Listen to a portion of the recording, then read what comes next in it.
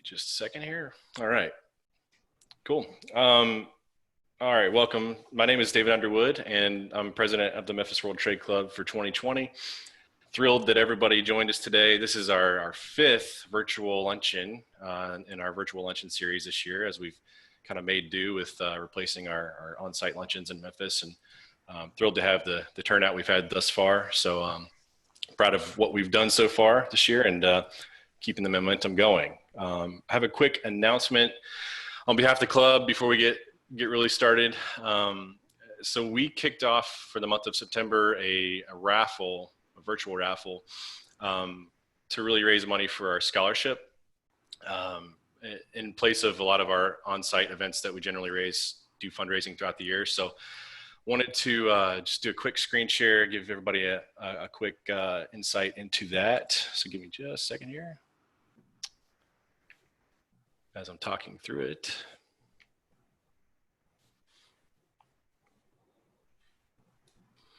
So the raffle for the month of September is for $350 worth of Yeti gear. Have a nice Yeti Tundra 35 and then 3 30-ounce tumblers. Tickets are $5 and it's open until Thursday. Excuse me, yeah.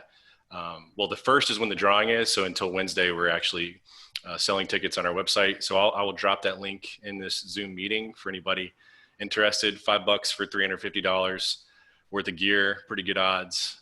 Have a really successful turnout so far, but we're not done yet. So really excited to continue to raise money for our, one of our main fundraising virtual events this year. And feel free to jump on. It's quick and easy. Go to our website, select the number of tickets you want, and plug in your payment information, and hopefully we'll get our scholarship efforts moving forward. This particular scholarship this year is going towards the Memphis East High School T-STEM Academy, and it's the scholarship that's going to be awarded as the Neil Baugh Scholarship. And so we're excited to improvise a quick solution to continue our mission as a club to award scholarships to young students that are endeavoring to go into logistics and really trade-related industries. So just wanted to share that with the group. Awesome. Cool. So this year we obviously had a port tour scheduled with our club, and also big advocates for the Port of New Orleans as a club to have our annual Port of New Orleans night in Memphis. So neither of which are happening in 2020, but we thought it would be a great idea to bring on the Port of New Orleans to share the latest and greatest update, really share the numbers, kind of see where everything's at, what direction the port is going from an infrastructure and everything going on in the port. So I don't want to steal the thunder. I'll let y'all handle the presentation, but really quickly, I wanted to introduce our panel today. So I've got Amanda Coates joining us today, and then Bobby Landry. So quickly to introduce Amanda, she's the commercial import manager with the Port of New Orleans, and been there a little over 2 years, right, Amanda? With the port. Over 17 years of experience, and you're an active board member of board of directors for the Traffic and Transportation Club of Greater New Orleans, board member for the St. Bernard Chamber of Commerce, and board member for the Green Coffee Association. Also former Memphis World Trade Club board member. So glad to have you today, Amanda. Glad to be here. Thank you. And Bobby, Vice President, Chief Commercial Officer for the Port of New Orleans. You're responsible for revenue producing activities, including cargo and maritime leases, cruise and tourism, industrial real estate, and vessel berthing. You've been with the port since 1989 and previously served as Director of Marketing and Senior Manager of Operations. So Bobby, glad to have you today and really appreciate both of you joining us and sharing with the club what's going on down there. Thank you very much. It's a pleasure to be with you today. Great. Well, I will let y'all take it away from here and let you screen share, and here we go. So thanks, guys. Okay, all right, let's get started.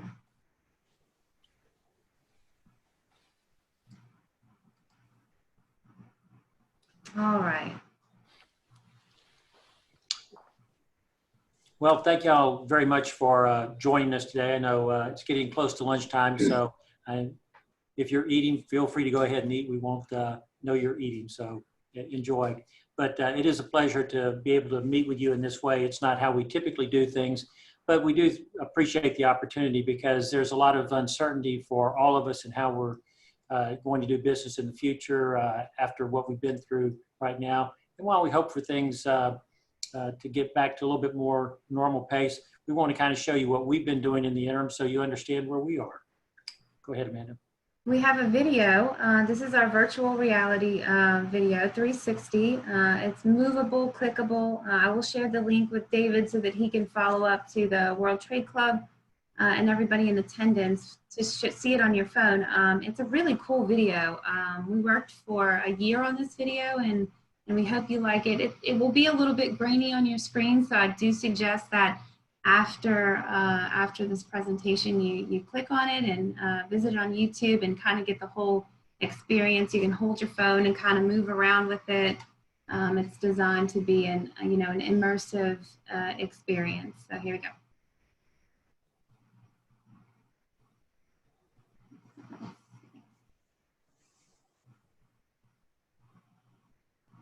The Port of New Orleans, your strategic gateway for container, break bulk, and heavy lift cargo, reaches major inland markets by river, rail, and road. Port Nola is connected to 14,500 miles of waterways via the Mississippi River, 6 Class 1 railroads via the port-owned New Orleans Public Belt Railroad, and the nation's interstate highway system.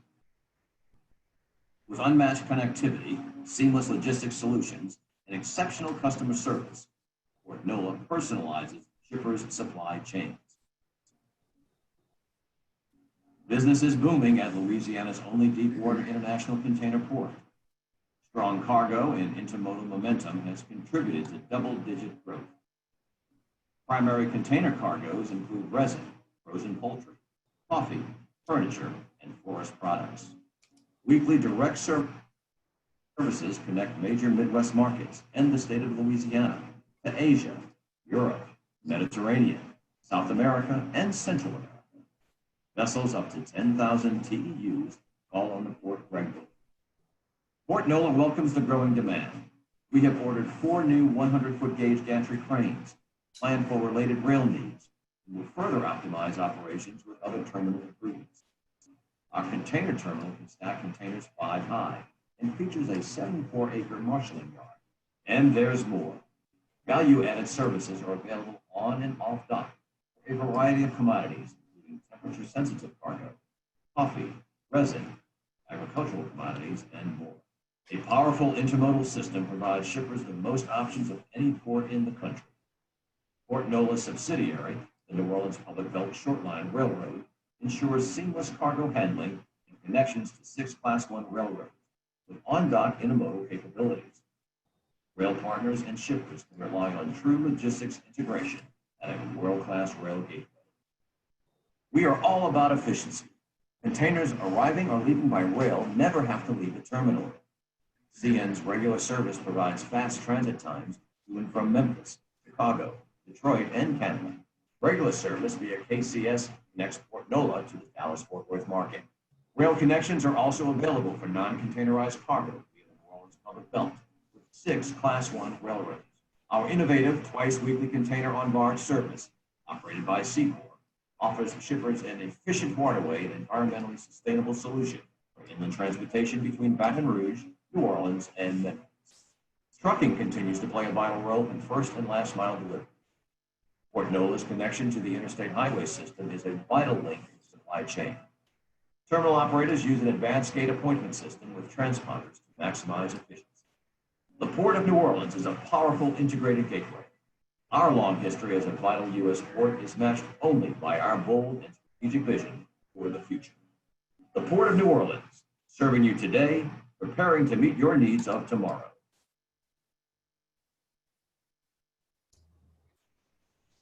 All right. We definitely you will definitely have a better experience with your phones or even on your personal laptops. But that was really just the gist of it. But it's a great video, so check it out. We'll send you the link afterwards. And there's 3 of them: one for break bulk and bulk, one for container, and then a full video. Yeah, so as Amanda said, please check that out. The quality is a lot better than probably what you saw on your computer there. But moving along, one of the things that we're striving to do at the Port of New Orleans is to complete the mission that we were empowered by the state of Louisiana to do, which was to drive regional economic growth and prosperity by maximizing the flow of international trade and commerce. And one way we can do that is to really serve well Memphis that are outside what our state politicians view as the region for the Port of New Orleans. And Memphis, of course, is the first and most important of those markets for for us to accomplish our mission. And we recognize that we have to be an unmatched intermodal gateway in order to service markets like Memphis well. We know there's a lot of competition from both the East and the West Coast, and so we're striving to accomplish that. Go ahead. This is just a zooming in of showing you where we're located in proximity to Memphis and then our tri-parish jurisdiction. Yeah, I like to think of this as our Rorschach test for people who aren't familiar with New Orleans. That's actually the Mississippi River winding the way through our 3-parish jurisdiction there. Okay. And for those of you who are not really familiar with the Port of New Orleans, we're a landlord port, first of all. That means we lease out all of our operations to private sector companies. So while we build the facilities and lease them, we never touch the cargo. Up on the screen, you see our different business interests, obviously container and break bulk cargo in the upper left and the lower right corner. And then in the middle, you see industrial real estate. In the lower left corner, you see our cruise business. And in the upper right, you see our newest acquisition, the New Orleans Public Belt Railroad. So in addition to being a port authority now, we're also a railroad. We have the connecting railroad for all 6 Class 1 railroads here in New Orleans.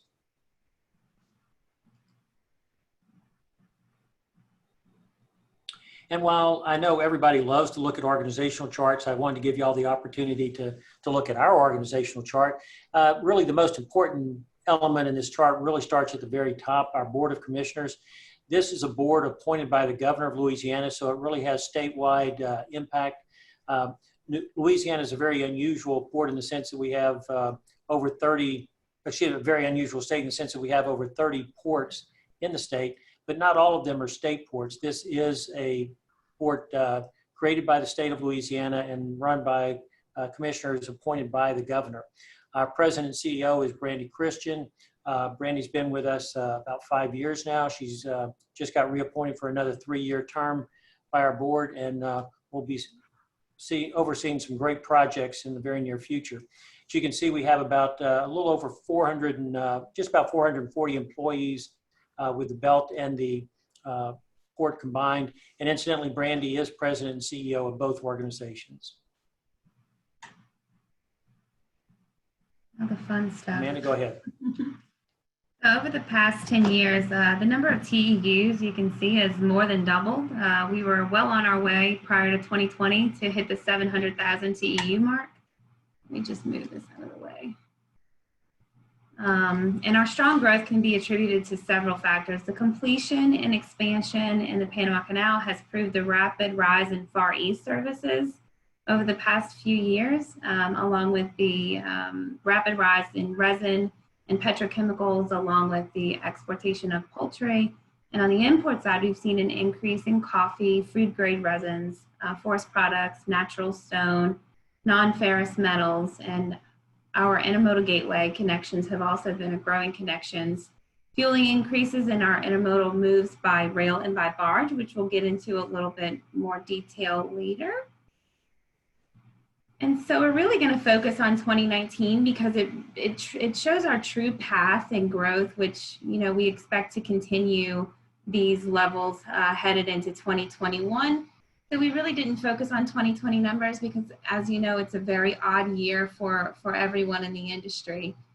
Imports showed a growth increase of 11% over 2018, while exports showed 10% growth. And, you know, Port of New Orleans is a very unique port in a sense that we have more exports than imports. We are split 70% exports and 30% imports. So we have a huge focus on growing imports in any way that we can as a gateway, as a market, through added value facilities or services. and trying to really bring that gap a little bit closer between imports and exports, reducing the cost for ocean carriers and becoming more of a balanced port. We have a very heavy focus between our state, regional, and local economic development partners to attract new distribution centers, which will also bring the gap closer. And that's something that really Memphis plays a huge gateway for us, is having that import market that the New Orleans area, greater area, doesn't have. Memphis, just south of Memphis, as you all know, the distribution centers footprint is there, and it's growing massively year after year. So we really look to Memphis to kind of grow our imports as well. Recently, our split of 70-30 has shifted a little bit. Our hard work and dedication to imports is shifting the needle slightly to 68% exports and 32% imports. So despite challenging times, we're still making progress. And as of this year, just to give you some numbers, because we are still seeing strong numbers, while some of the other ports are showing really negative impacts. We only have a flat year of 1,400 TEU loss on the import side. And on the export side, it's a little bit more significant, but we're at negative 6%. We're down 6%. So really, it's, New Orleans is such a global port. We don't rely on a lot of the Asian imports. We're kind of 30% imports, 30% Europe, 30% South America, and then 20% Asia, and then the rest of the other trade lanes. So as far as growing carrier options, I'm going to talk about Asia specifically in a moment, but for now I'd like to dive into our service options. We have 3 global alliances, 13 weekly services that has grown year over year. From 2015 until now, we've gained about 5 services. And having a diverse footprint of carrier options really makes it easy to be attractive intermodal solution, connecting shippers and importers to so many different markets, to Dallas, to Memphis, Detroit, and all of our intermodal, gateway regions. So here you'll see all the carriers that we have, the Alliance, Ocean Alliance, 2M, and then we have the independent carriers. And within the last 5 years, just to talk about our services, 2015, we gained CMA and the Alliance, Ocean's Alliance, Victory Bridge service to calling North Europe. In 2017, we welcomed the first Asia service, CMA driving that PEX 3 service, which has been very successful. The GoX service, that's a Sealand and MSC joint service to and from Central America.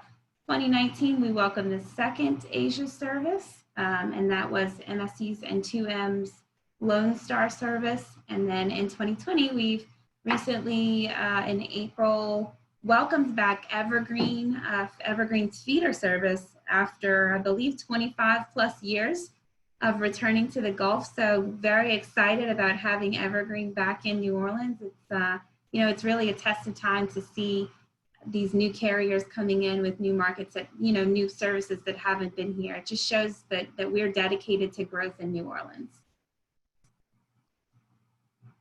And diving in a little bit more on our services. So you can see our split here, as I mentioned, 30% Europe, 30% South America, and then followed by Asia and the other. So green being, sorry, I don't have a legend here, but green being 2019 and blue being 2019 and the green being 2020.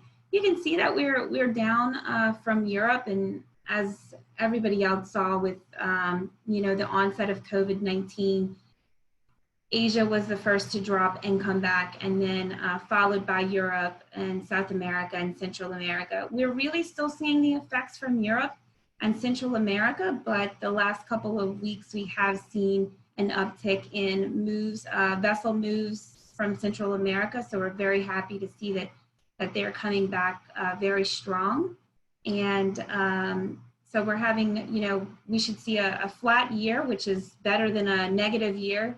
Some of our other areas of revenue. Cruise and break bulk have really suffered this year, but we can definitely see some growth, stronger growth headed into the end of the year. And looking forward in the future, we think that Africa and India are going to be very emerging markets, and we're already seeing signs of India's growth, as well as Africa. Not so much for imports, but exports definitely. So we should see those two coming online, and hope to have, our next big service in the next 5 years might be an India service.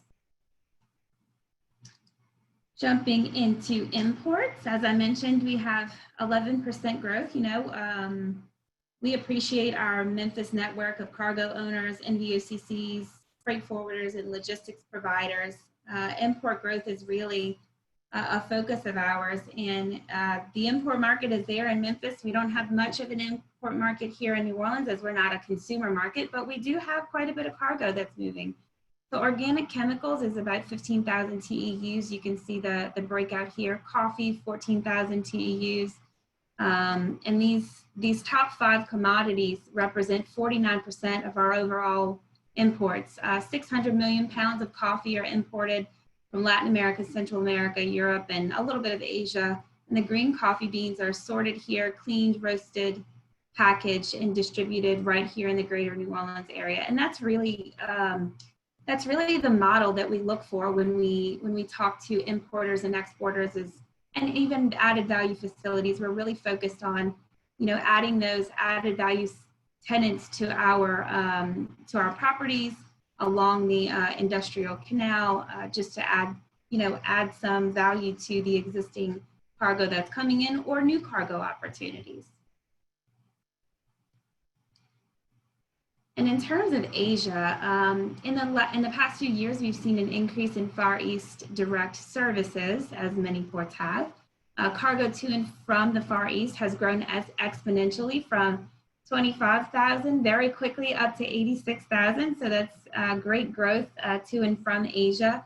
And while we understand that East and West Coast are preferential because of vessel sizes and sometimes transit times, New Orleans is often in that sweet spot where you can see some zero dwell times on the terminal from rail to Memphis, 24 hours or 12-hour transit, same day transit. So we really try to push New Orleans as a risk mitigation port when you have congestion on the West Coast or the East Coast, stabilizing cargo flows and bringing a couple of containers into New Orleans constantly might help mitigate the risk of backlogs in supply chains. So we really, encourage Memphis, the Memphis area and everybody who's online to continue pushing your carriers to offer New Orleans as an option. And exports also have really seen exponential growth in to Asia with the direct services.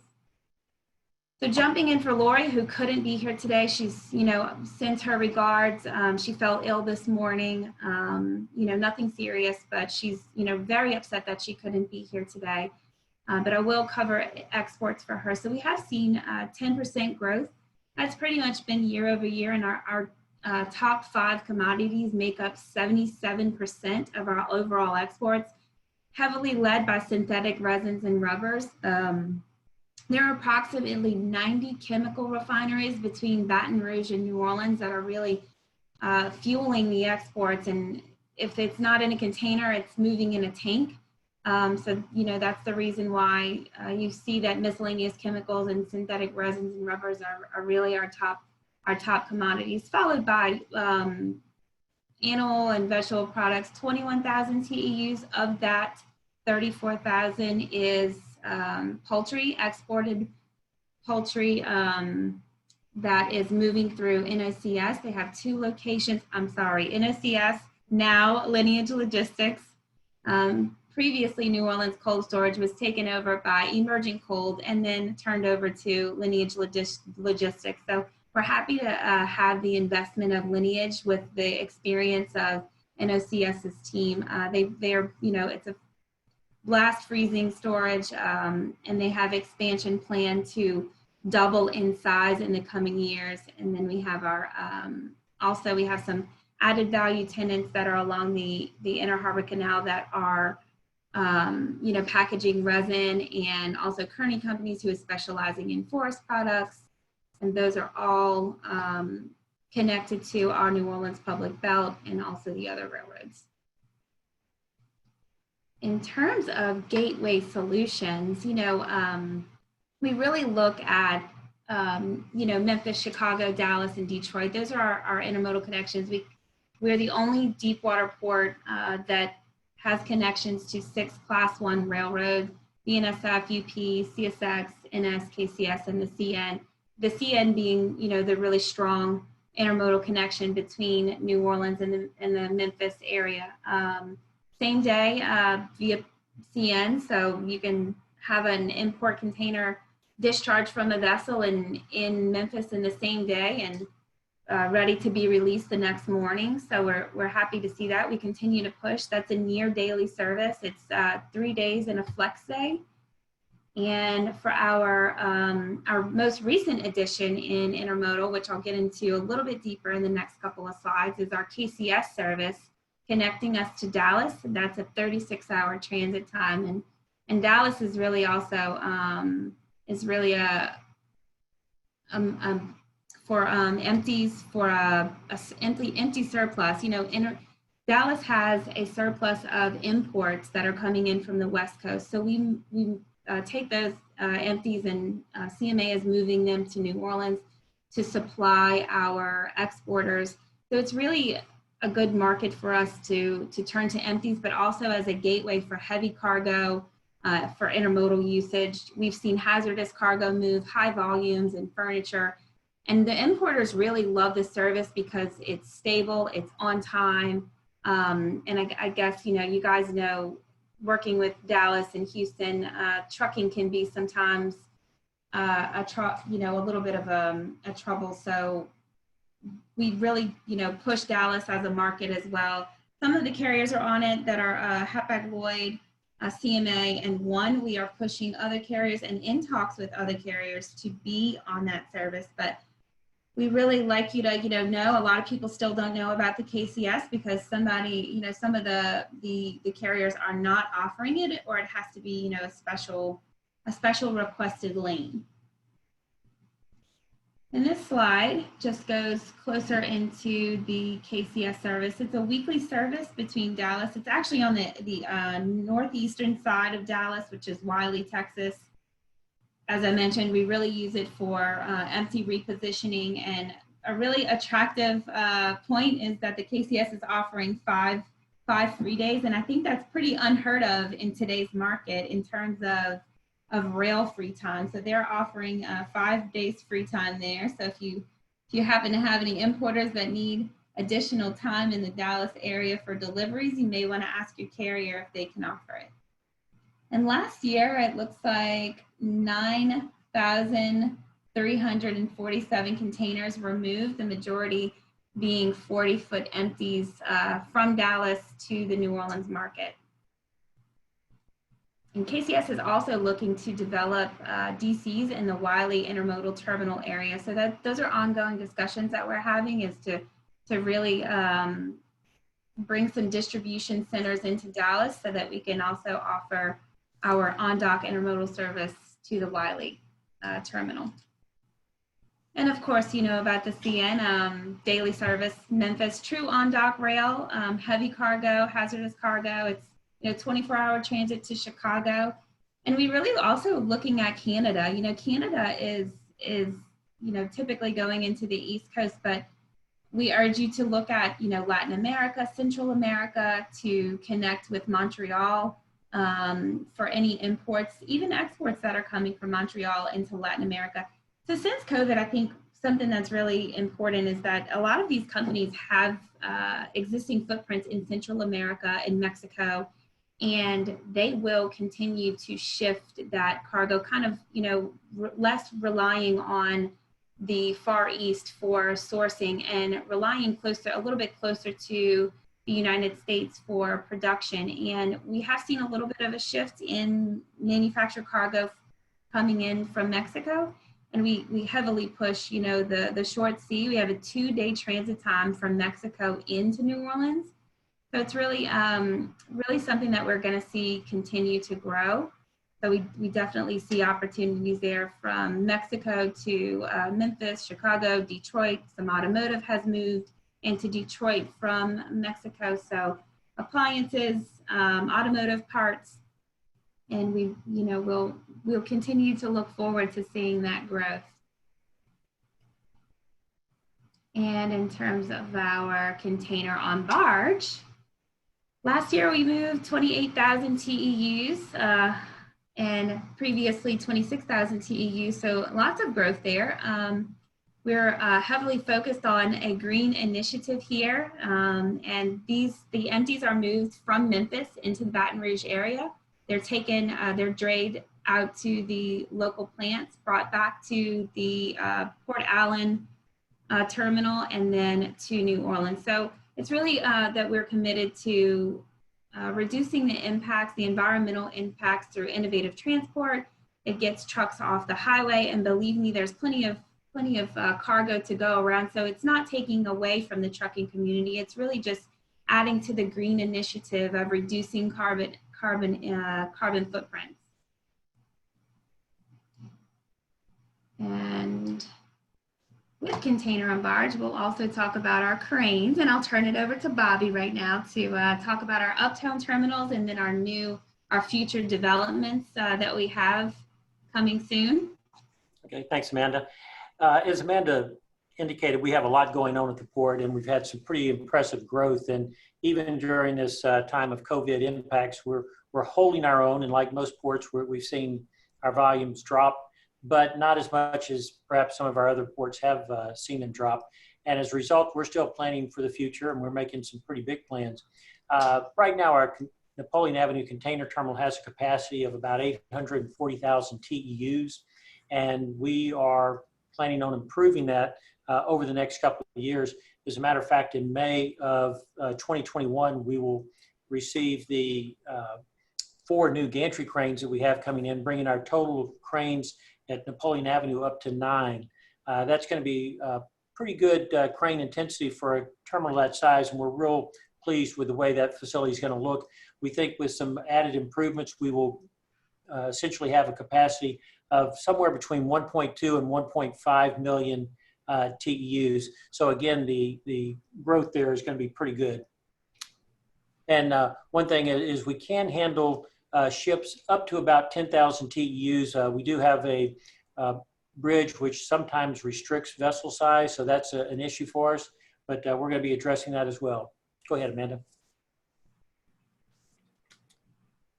For those of you unfamiliar with Napoleon Avenue, this is a shot of the terminal itself.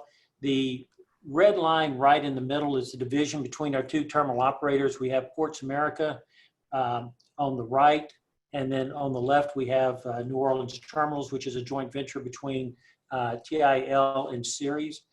That blue box you see on the right side is where the construction is taking place. Essentially what we had to do is tear down one of the sheds that you see there, the one on the left. We had to extend crane rails so we could replace 50-foot gantry cranes with 100-foot gantry cranes. So we'll have not only more cranes, but bigger cranes as well. And that is ongoing now.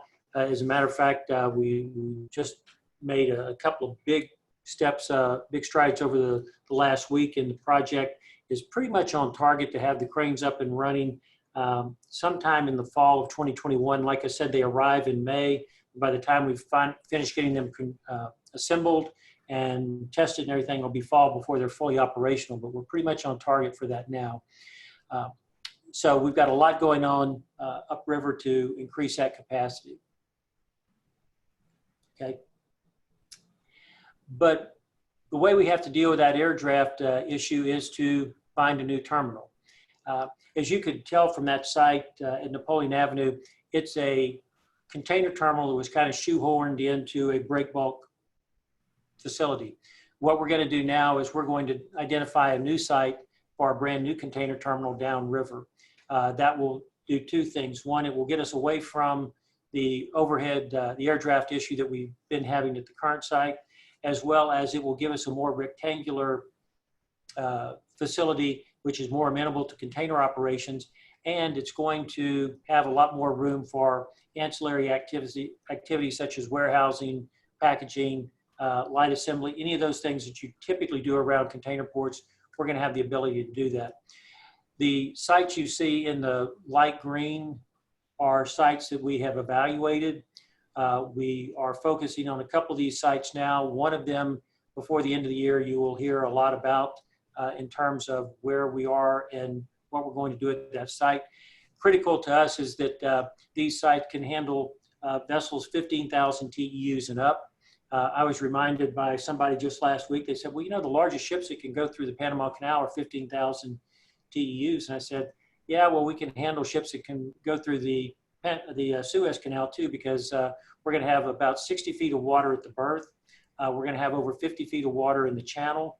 We're going to have over 4,500 feet of berthing capabilities. We already have highway and rail service to those facilities. And very important here in Louisiana, it is protected by the federal flood protection system. So we have as much flood protection as you can get down here. Okay, Amanda? That's it. We will definitely take questions. We, thank you for having us today. And, Memphis is near and dear to our heart. We love coming to the port night in Memphis and love having the Memphis World Trade come down every other year. 2021, we welcome you guys with open arms and can't wait to see you. So we'll go ahead and start taking some questions now.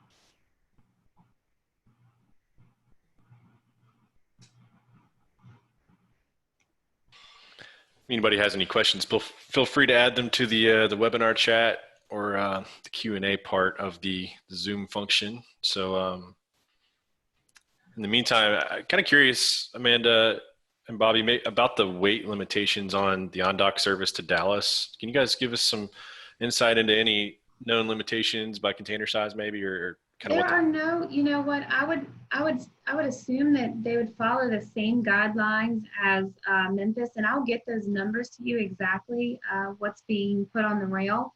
And I think that we've looked at this before, and the trouble is once you get to Dallas, it really depends on how far the dray is, where the final destination is, and how heavy the cargo is, because as of right now, there are no transloading facilities.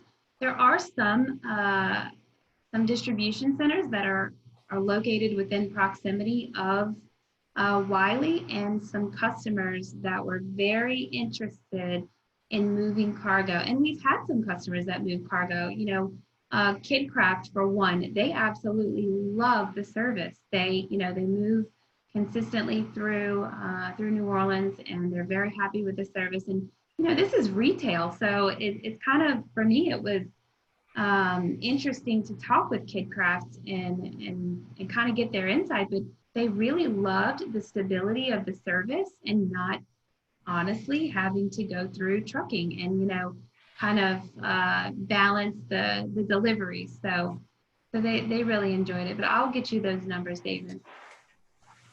For sure, thank you. I've got one question from the crowd here. William, I don't know if you wanted to take it away. Get your hand raised. I think he's on mute. There you go. Okay. If you're referring to the question about the Trans-Pacific rates, West Coast, I see we have a question that way. Question is, with ocean rates Trans-Pacific to West Coast more than tripling, does Port Nola expect to see any import windfall volumes in the near term? We would like to think so. I don't know if we're going to see the windfall. I think we will see an uptick. I think one thing that's been encouraging is the response we've received from a lot of shippers who are now looking at the Gulf in general for more Asia cargo, and we're benefiting from that. And certainly the more expensive it gets, not only on the shipping lanes, but also on rail rates as well, I think we're going to see more volume. Windfall may be questionable, but definitely more. Yeah. It's definitely growing.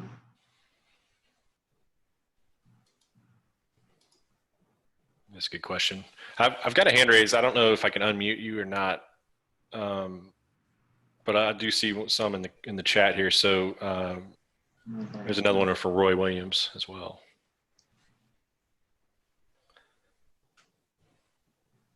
So the question is, new sites appear to be outside of Orleans Parish. Political or financial impacts? The new sites are outside of Orleans Parish, but they're within our jurisdiction. Our jurisdiction is Jefferson, Orleans, and St. Bernard Parish. And those sites, 3 of them are in St. Bernard Parish, and 2 are just below that in Plaquemines Parish, which would require a little bit of legislative footwork for us to accomplish, but it's certainly something that's very possible. It's really a function, those sites are really a function of, first of all, land availability. That's the biggest site. The criteria that we listed as necessary to have a successful terminal really drove us to those particular locations.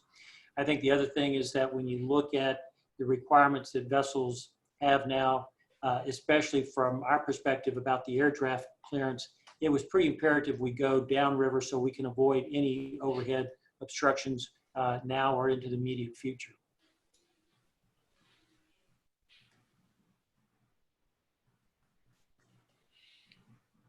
All right, I'm gonna try one more time. I've got a hand raised. I'm trying to unmute you, but William, I don't know if you can. There you go. You had a question? Yeah, this is William Mallory. Do you hear me? We can hear you. Yes, there's a program, I guess, to create barge service for containers from Memphis to New Orleans, and there's huge number of containers per barge, and wonder if you all have any information about that and what progress is being made. Well, we've seen the plans for the small vessels. I'm not sure what they're calling now. They used to be called, originally they were high-speed barges. I think they've now morphed into some sort of river vessel nomenclature, and I'm not sure what they're being called. You know, our feeling is those vessels, should they ever be built, and I don't think any have been built yet, but should they ever be built, could easily call our facility if that's the case. Our facility, as we said, or as I said early on, we really pick sites simply because right now most carriers are going to want the ability to move cargo by truck and by rail. We already have barge service, and while it's not the high-speed conceptual plans that you've been reading about, it has been very efficient. And should any of that new technology or new means of moving cargo become available, once again, it can call our facilities as well. And we think that's going to be exactly what happens. Thank you.